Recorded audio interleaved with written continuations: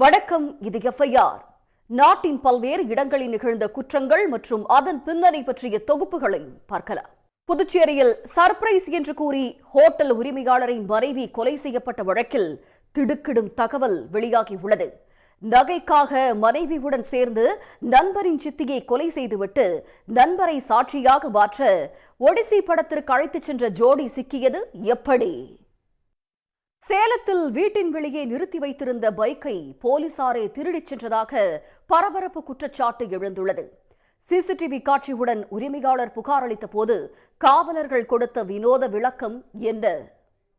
குளித்தலை அருகே திருமணம் முடிந்து ஆடி மாதத்தை ஒட்டி தாய் வீட்டிற்கு வந்த இளம்பெண்ணை இளைஞர் ஒருவர் சரமாரியாக கத்தியால் குத்தி கொலை செய்ய முயன்றிருக்கிறார்.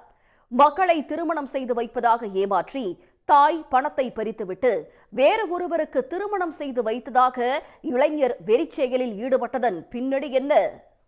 ராஜஸ்தானில் மருத்துவருடன் தனிமையில் இருந்த புகைப்படங்களை காட்டி மிரட்டி 2 கோடி ரூபாய் பணம் பறித்ததாக செவிலியர் ஒருவர் கைது செய்யப்பட்டிருக்கிறார்.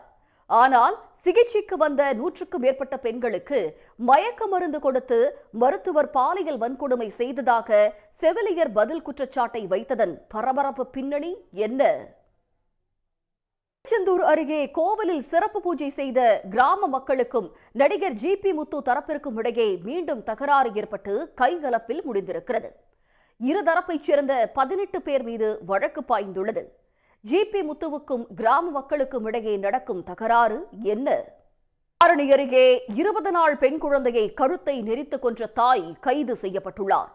ரகசிய உறவால் கணவர் கைவிட்ட நிலையில் குழந்தையை ஏற்க காதலனும் அவருடைய தாயும் மறுத்ததால் விபரீத முடிவெடுத்திருக்கிறார்.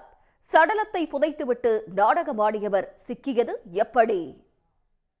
எஃப்ஐஆர் நிறைவு பெறுகிறது. நன்றி, வணக்கம்.